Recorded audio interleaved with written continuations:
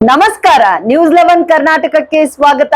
ನಾನು ಥಾನಮ್ಮ. ನಗರದಲ್ಲಿ ಸಂಸದ ರಮೇಶ್ ಜಿಗಜಿಣಗಿ ಮಾತನಾಡಿ, ಪಕ್ಷದ ಅಭಿಪ್ರಾಯ ನನ್ನ ಅಭಿಪ್ರಾಯ, ಇದು ಸಿಬಿಐ ತನಿಖೆ ಆಗಲೇಬೇಕು.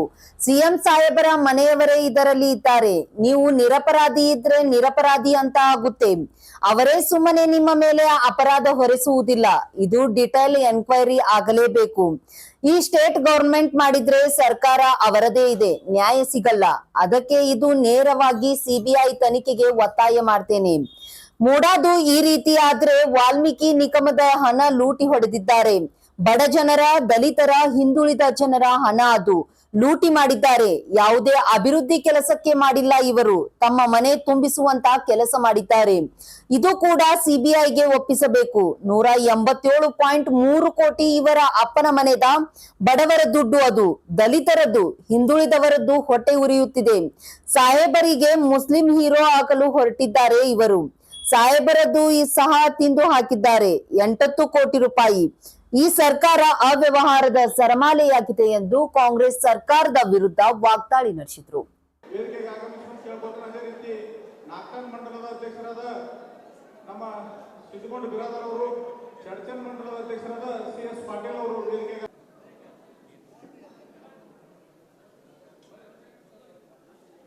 ಬೋಲೋ ಭಾರತ್ ಮಾತಾ ಕಿ.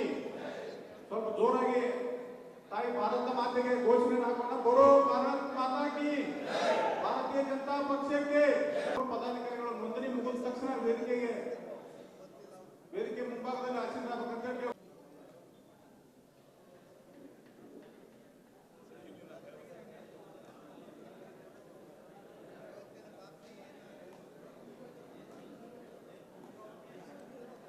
ಅಲ್ಲಿ ಸನ್ಮಾನ್ಯ ರಮೇಶ್ ಜಿಗಜಿಣಗಿ ಅವರಿಗೆ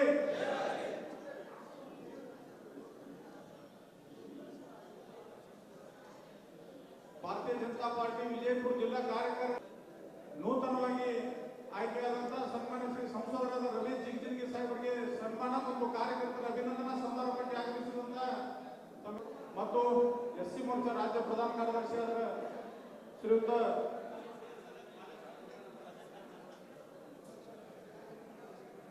ಉಮೇಶ್ ಕಾರಜೋಳ ಅವರು ಮತ್ತು ಎಸ್ಸಿ ಮೋರ್ಚಾ ರಾಜ್ಯ ಉಪಾಧ್ಯಕ್ಷರಾದ ಗೋಪಾಲ್ ಗಡ್ಕಂಬಳಿ ಅವರು, ಓಬಿಸಿ ಮೋರ್ಚಾ ರಾಜ್ಯ ಉಪಾಧ್ಯಕ್ಷರಾದ ವಿವೇಕಾನಂದ ದಬ್ಬಿ ಅವರು, ಜಿಲ್ಲಾಧ್ಯಕ್ಷರಾದ ಸಹೋದರಿ ಸ್ವಪ್ನ ಕಣ್ಮುಜನಳ್ ಅವರು, ಕ್ಷಮಿಸಬೇಕು, ಬಬಲೇಶ್ವರ ಮುಖಂಡರಾದ ವಿಜಯಗೌಡ ಪಾಟೀಲ್ ಅವರು ಕೂಡ ವೇದಿಕೆಗೆ ಆಗಮಿಸಬೇಕಂತ ಕೇಳ್ಕೊಳ್ತೇವೆ. ಜಿಲ್ಲಾ ಪ್ರಧಾನ ಕಾರ್ಯದರ್ಶಿಗಳಾದ ಈರಣ್ಣ ರಾವ್ ಅವರು, ರಮೇಶ್ ಜಿಗಜಿಣಗಿ ಸಾಹೇಬರು ಕೂಡ ವೇದಿಕೆಗೆ ಆಗಮಿಸಬೇಕಂತ ಕೇಳ್ಕೊಳ್ತೇನೆ. ರಾಜ್ಯ ಉಪಾಧ್ಯಕ್ಷರು ಮಾಜಿ ಶಾಸಕರಾದ ಅನಿಲ್ ಗಂಜೆ ಅವರು ಕೂಡ ವೇದಿಕೆಗೆ ಆಗಮಿಸಬೇಕಂತ ಕೇಳ್ಕೊಳ್ತೇನೆ. ಅದೇ ತರನಾಗಿ ನೂತನವಾಗಿ ಆಯ್ಕೆಯಾದಂತಹ ಸನ್ಮಾನ್ಯ ಶ್ರೀ ಸಂಸದರಾದ ರಮೇಶ್ ಜಿಗಜಿಣಗಿ ಸಾಹೇಬರಿಗೆ ಸನ್ಮಾನ ಮತ್ತು ಕಾರ್ಯಕರ್ತರ ಅಭಿನಂದನಾ ಸಮಾರಂಭಕ್ಕೆ ಆಗಮಿಸುವಂತಹ ಅವರು ನಡೆಸಿಕೊಡಬೇಕಂತ ಕೇಳ್ಕೊಳ್ಬೋದು. ಸನ್ಮಾನ್ಯ ಶ್ರೀ ಎಸ್.ಕೆ. ಬೆಳಕು ಸರ್ ಕೂಡ ತಮ್ಮೆಲ್ಲರ ಪರವಾಗಿ ಆತ್ಮೀಯರು ಹಿಡಿಯುವಂತಹ ಸನ್ಮಾನ್ಯ ಶ್ರೀ ಶಿವನಗೌಡ ಪಾಟೀಲ್ ಸರ್ ಅವರು ಕೂಡ ತಮ್ಮೆಲ್ಲರ ಪರವಾಗಿ ತುಂಬುವುದರಿಂದ ಸ್ವಾಗತ. ಸನ್ಮಾನ್ಯ ಶ್ರೀ ರಮೇಶ್ ಬಸೂರ್ ಸರ್ ಅವರು ಕೂಡ ತಮ್ಮೆಲ್ಲರ ಪರವಾಗಿ ತುಂಬುವುದರಿಂದ ಸ್ವಾಗತ ಬಯಸುತ್ತೇನೆ.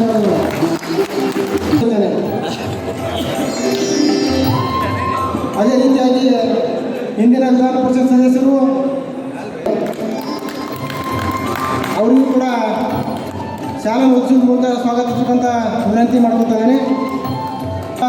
ಜನಪ್ರಿಯ ನಾಯಕರು, ನಮ್ಮೆಲ್ಲರ ಹಿರಿಯರಾದಂಥ ಸನ್ಮಾನ್ಯ ಅವರು 8 ದಿವಸದಲ್ಲಿ ಬಂದರು. ನಾನು ಈ ಪಕ್ಷ ಸೇರೋದು ಆವತ್ತಿನಿಂದ ಇವತ್ತಿನವರೆಗೂ ಅತ್ಯಂತ ನಿಯತ್ತಾಗಿ, ಅತ್ಯಂತ ಪ್ರಾಮಾಣಿಕನಾಗಿ ಈ ಪಕ್ಷದಲ್ಲಿ ನಾನು ಕೆಲಸ ಮಾಡ್ಕೊಂಡು ಬಂದಿದ್ದೀನಿ ಅಂತಕ್ಕಂಥ ಮಾತನ್ನು ಹೇಳಿ, ಆದರೆ ನಾನು ಮಾಡಿರ್ತಕ್ಕಂಥ ಈಗ ನೋಡ್ರಿ ನನಗೆ ಅಷ್ಟೊಂದು ತೃಪ್ತಿ ಆಗಲಿಲ್ಲ.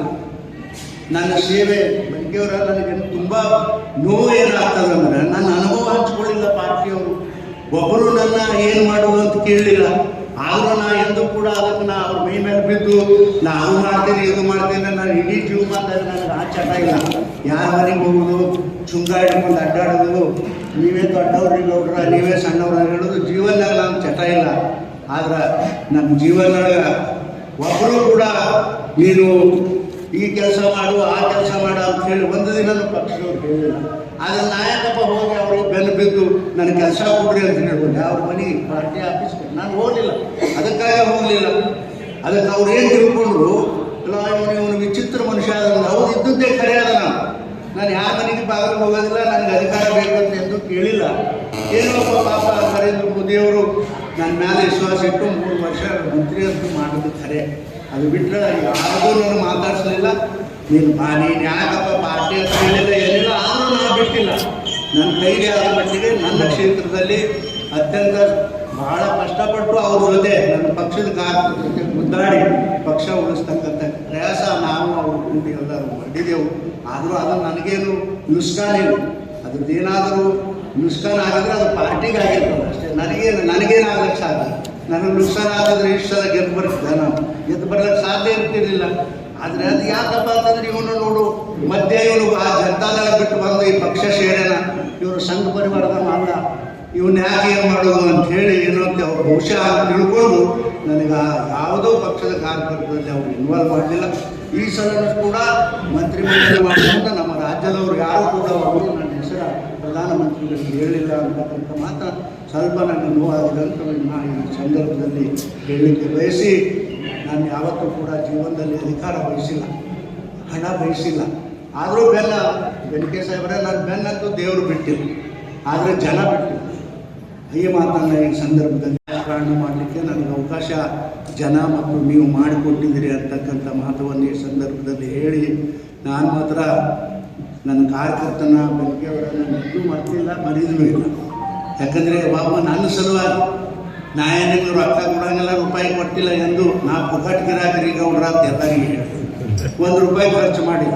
ಯಾಕಂದರೆ ಪಾರ್ಟಿಯವರೇ ನನಗೆ ರೊಕ್ಕ ಕೊಡಲಿಲ್ಲ. ಸುಮಾರು 5 ಸಲ ಚುನಾವಣೆ ಮಾಡಿದಾಗ ನನಗೆ ₹1 ಕೊಡಲಿಲ್ಲ. ಸರ್ಕಾರ ನಂಬರಿದ್ದಾಗ ನನಗೆ ರೊಕ್ಕ ಕೊಡಲಿಲ್ಲ. ಬರೀ 1 ಕೋಟಿ 2 ಕೋಟಿ ರೊಕ್ಕ ಕೊಡೋರು ಅಷ್ಟರ ಮೇಲೆ ಚುನಾವಣೆ ಮಾಡೋದು. ಯಾಕ್ರಿ ಅವ್ರು ಹಾಕಿ ಕೊಟ್ಟಾರೆ ಇವ್ರು ಕೊಟ್ಟರೆ ನೋಡ್ರಿ ಗೌಡ್ರ, ಪುಕಟ್ ಗಿರಾಕರಿ ನಾನು ಹತ್ರ ರೊಕ್ಕ ಇಲ್ಲ. ಆದರೆ ಒಂದಿನ ನಾನು ಕೆಲಸ ಮಾಡ್ರಿ 5 ವರ್ಷ ನಿಮ್ಮದು ಪುಕಟ್ ಕೆಲಸ ಮಾಡ್ತೀನಿ ಗೌಡ್ರ ಅಂದರೆ ಅದೇ ರೀತಿ ನಾನು ನಡ್ಕೊಂಡು ಬಂದೆ. ಯಾವತ್ತೂ ಕೂಡ ಚುನಾವಣೆ ಆದಮೇಲೆ ಯಾರಿಗೂ ₹5 ನಾನು ಜೀವ ಕೇಳಲಿಲ್ಲ, ಒಂದು ಕಪ್ ಚಹಾ ಕುಡಿದಿಲ್ಲ. ಇದು ಮಾತು ನಿಜವಾಗಿ ಸತ್ಯ ಅಂತಕ್ಕಂಥ ಮಾತವನ್ನು ಈ ಸಂದರ್ಭದಲ್ಲಿ ನಾನು ಹೇಳಿದ್ದೆ. ಎಲ್ಲಕ್ಕೂ ನಾನು ಡಿಸ್ಚಾರ್ಜ್ ಆಗಿ ಹೊರಗೆ ಬಂದ ಮೇಲೆ ಇಮಿಡಿಯೇಟ್ ಚುನಾವಣೆ ಬಂತು. ಇನ್ನೂ ನನ್ನ ತಲೆಯಾಗ ರಕ್ತ ಸೋರ್ತಿತ್ತು. ಯಾರಿಗೆ ಗೊತ್ತು ಮಾಡಬಾರ್ದು ಅಂತ ಹೇಳಿ ಅದು ಅರುಣ್ ಶಾಪುರ್ ಸಾಹೇಬರಿಗೆ ಬರ್ತಾವೆ. ಒಂದು ದೊಡ್ಡದಾಗಿ ಹಳ್ಳಿ ಇಟ್ಕೊಂಡು ಟೊಪ್ಪಿಗೆ ಹಾಕ್ಕೊಂಡು ಯಾರಿಗೆ ಕಾಣಿಸ್ತಾ ಇಡೀ ಕ್ಷೇತ್ರದಲ್ಲಿ ನನಗೆ ಎಷ್ಟು ಸಾಧ್ಯದ ಅಷ್ಟು ಅಡ್ಡಾಡ್ದ. ಆಗ ತುಂಬ ಬೈದು, ಅಲ್ರಿ ಇಷ್ಟೆಲ್ಲ ಜನರಿಗೆ ಮರ ನಿನಗೆ ಊಟ ಆಗ್ತೇವು, ಯಾವುದಕ್ಕೆ ನೀನು ಸಾಯ್ತೀಯ, ಒದ್ದಾಡ್ತೀಯ, ನೀ ಬರಬೇಡ, ನೀನು ಸುಮ್ಮ ಆರಾಮಾಗಿರು ಅಂತ ಹೇಳಿದ್ರು. ಅವರು ನಾನು ಬಿಡಲಿಲ್ಲ. ಆದರೆ ನನ್ನ ಅದೃಷ್ಟಕ್ಕೆ ಎಲ್ಲರೂ ಕೂಡ ನನಗೆ ಸಹಾಯ ಮಾಡಿದ್ರು. ಬೆನಕೆ ಸಾಹೇಬ್ರ ಚುನಾವಣೆ ಸಂದರ್ಭದಲ್ಲಿ ಹಳ್ಳಿಗಳಿಂದ ನಾನು ಫೋನ್ ಬರ್ತಿದ್ದು, ಏನು ಬರ್ತಿದ್ದು, ಏ ಮುತ್ಯ, ಸಣ್ಣ ಹುಡುಗರು, ಏ ಮುತ್ಯ, ಯಾವ ಕಾಲಕ್ಕೂ ನೀನು ಟಿಕೆಟ್ ಬಿಟ್ಟು ಬರಬೇಡ, ನೀ ಏನೇನು ಮಾಡಿ ಟಿಕೆಟ್ ಕೊಡೋಣ ಬಾ, ಅವನು ಇಲ್ಲಿ ಬಂದು ಸಾಯಿ, ನೀನು ಹಣ ಓಟ್ ಹಾಕ್ತಾವ ಅಂತಕ್ಕಂಥ ಮಾತ್ರ ಎಲ್ಲಿ ಅಭಿಮಾನ ಇದು. ನಾನು ಪುಣ್ಯವಂತ ಅಲ್ಲ, ಅದೃಷ್ಟವಂತ ಅಲ್ಲ, ಯಾರಿಗೆ ಭಾಗ್ಯ ಸಿಗ್ತದೇನ್ರಿ? ಒಬ್ಬ ದಲಿತ ಮನುಷ್ಯನಿಗೆ ಎಲ್ಲ ವರ್ಗದ ಜನ ನೋಡ್ರಿ ಪ್ರೀತಿ ಅನ್ನೋದು ಒಂದೇ. ಆಮೇಲೆ ನಾನು ಭಾಳ ಗುಂಪು ಇಲ್ಲ ಏನ್ರಿ ಅನಿಲ್ ಸಾಹೇಬ್ರ, ಭಾಳ ಗುಂಪು ಏನಿಲ್ಲ. ರಾಜಕಾರಣ ಮ್ಯಾಲೇನೇ ಅದ ನಾನು. ಆದರೆ ಅಷ್ಟು ಸುಲಭವಾಗಿ ರಾಜಕಾರಣ ನಾನು ಬಿಡೋದಿಲ್ಲ. ಇಲ್ಲಿವರೆಗೂ ಕೂಡ ರಾಜಕಾರಣ ಮಾಡೋದು, ಇತಿಹಾಸ ನಿರ್ಮಾಣ ಮಾಡ್ಕೊಂಡು ಬಂದಿದ್ದು ನಾನು. ಅದಕ್ಕೆ ದೇವರ ನೀವು ಸಾಕ್ಷಿ. ಇತಿಹಾಸದಲ್ಲಿ ಚಿಕ್ಕೋಡಿ ಬೇರೆ ಬೇರೆ ಪಕ್ಷದಾಗ ಗೆದ್ದು ಬರಲಿ ಎಲ್ಲೇ ಸಾಧ್ಯ ಇಲ್ಲ. ಅದು ದೇವರ ಅನುಗ್ರಹ. ಅವ್ರು ಹೇಳಿದ್ರು ಹಣೆ ಬರದ ತನಕ ಇಲ್ಲೆಲ್ಲರಿ ಬರದ್ರೆ ಅಳಕ್ಷಿರಿ ಅಂತ ಹೇಳಿ ಬೆನ್ನಾಗ ಬರದ ದೇವರು ಅದು ಕಾಣಿಸ್ತಾರೆ. ಅದಕ್ಕಾಗಿ ಅಷ್ಟೇ ಸರಳವಾದ ಇದೆ. ನಾನು ಭಾಳ ಸರಳಾಗಿರ್ತೀನಿ ಎಲ್ಲರ ಜೊತೆ. ಆದರೆ ನನ್ನ ರಾಜಕಾರಣ ಮಾತ್ರ ಭಾಳ ಸರಳಾಗಿಲ್ಲ. ಅದು ಏನೋ ನೋಡ್ರಿ, ಅದು ಏನಾಗ್ತದೆ ನೀವೇ, ನಾನು ಏನೂ ಹೇಳೋದಿಲ್ಲ. ಈಗ ಅದನ್ನು ಮಾತ್ರ ಬಿಡೋಂಗಿಲ್ಲ. ಮುಂದೆ ನನಗೊಂದು ಗುರಿ ಅದ, ಹಿಂದೆ ನನಗೆ ದೇವರು ಅದ.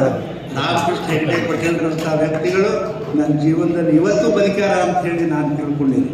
ಅವ್ರು ಬದುಕಿದ್ರೆ ಹಿಂದೆ ಎಷ್ಟು ಹಿಂದಿನೇ ನಾನು ಏನೇನೋ ಆಗಿ ಹೋಗ್ತಿದ್ದ ಅಂತಕ್ಕಂಥ ಮಾತನ್ನು ಈ ಸಂದರ್ಭದಲ್ಲಿ ನಾನು ಹೇಳಿ, ಯಾವಾಗ ಬರ್ತಾವೆ ಚುನಾವಣೆ ಹೇಳೋಕ್ಕಾಗೋದಿಲ್ಲ. ನೀವು ಎಲ್ಲರೂ ಆ ಎಲ್ಲ ದಶೆಯ ತಲೆಯಾಗಿಟ್ಕೊಂಡು ನೀವು ತಯಾರಾಗಬೇಕು.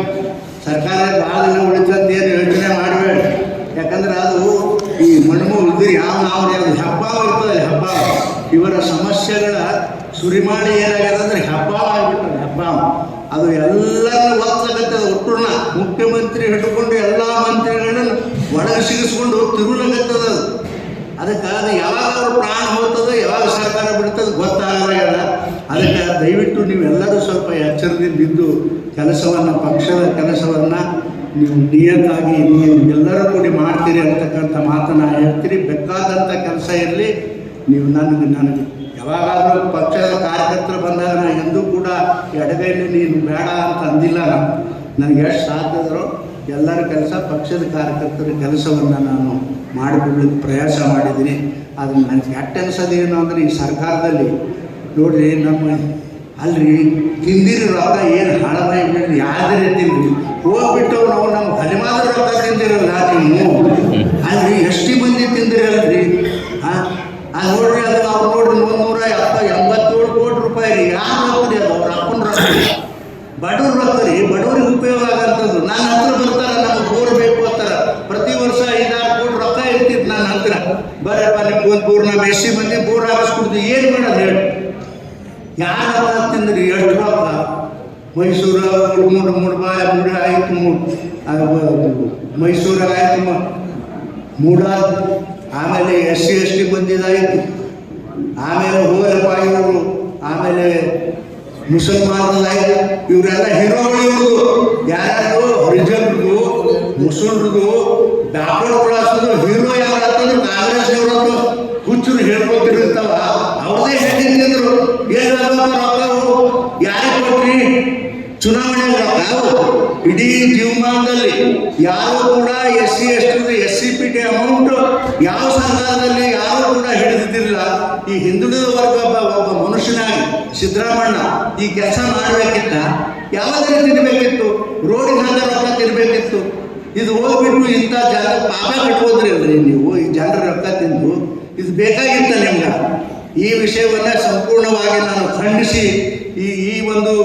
ಈ ವಿಷಯಗಳ ಬಗ್ಗೆ ಇದು ಬೇರೆ ಯಾವ ಇಲ್ಲಿ ಸರ್ಕಾರ ಇಟ್ಕೊಂಡು ಕುಂಡಿ ಬೆಡ್ಡೆ ಕುರ್ಚಿ ಇಟ್ಕೊಂಡು ನಾನು ಅದು ನೇಮಿಸಿನಿ ಇದು ನೇಮಿಸಿದ ಅಂದ್ರೆ ಸಿದ್ದರಾಮಯ್ಯನವರೇ ಇದು ನಡೆಯೋದಿಲ್ಲ.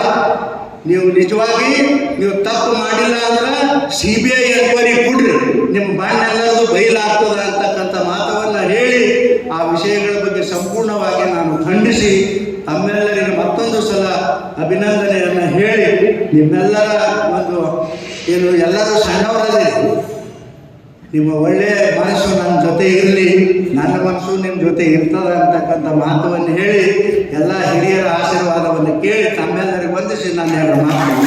ನಿರಂತರ ಸುದ್ದಿಗಾಗಿ ನೋಡ್ತಾ ಇರಿ News 11 ಕರ್ನಾಟಕ. ಲೈಕ್ ಮಾಡಿ, ಶೇರ್ ಮಾಡಿ, ಸಬ್ಸ್ಕ್ರೈಬ್ ಮಾಡಿ ಹಾಗೂ ಬೆಲ್ ಐಕಾನ್ ನ ಒತ್ತಿರಿ.